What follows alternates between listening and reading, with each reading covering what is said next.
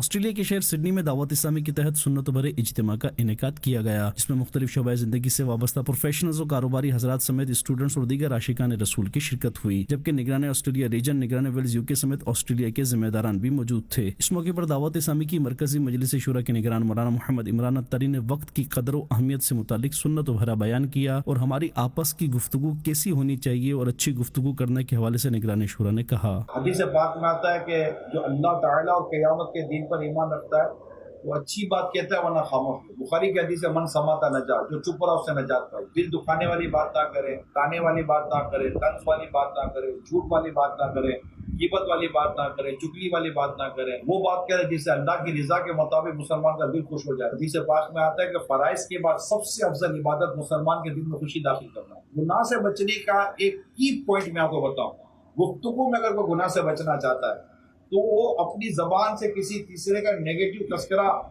کرنے سے بچ جائے۔ نگران شورا نے شرکاء اجتماع کو درود پاک پڑھنے، اللہ پاک کا ذکر کرنے اور تلاوت قرآن پاک کرنے کے فضائل بتاتے ہوئے ان اعمال کو بجا لانے اور اللہ پاک کے آخری نبی محمد عربی صلی اللہ علیہ وسلم کی سنتوں کو اپناتے ہوئے قرآن و حدیث کی روشنی میں زندگی گزارنے کا ذہن دیا۔ دعوت اسلامی عقائد و نظریات کے طور پر جو رسول پاک صلی اللہ علیہ وسلم کی تعلیمات سے، صحابہ کی تعلیمات سے، قرآن و حدیث سے جو ہم تک پہنچی ہیں، اعلیٰ حضرت رحمۃ اللہ تعالیٰ نے ہم تک پہنچائی، ہم اس کو آگے بڑھاتے ہیں تاکہ صحیح عشق رسول، محبت رسول، الفت رسول، چاہت رسول، تعظیم رسول یہ ہمیں نصیب ہو اور ہماری نجات کا ذریعہ ہو۔ اس موقع پر موجود اسلامی بھائیوں نے سوالات بھی کیے، جن کے حکمت بھرے جوابات دیتے ہوئے نگران شورا نے اسلامی بھائیوں کو مدنی پھولوں سے نوازا۔ دعوت اسلامی ہے یہ، دعوت اسلامی ہے، دعوت اسلامی ہے یہ، دعوت اسلامی ہے۔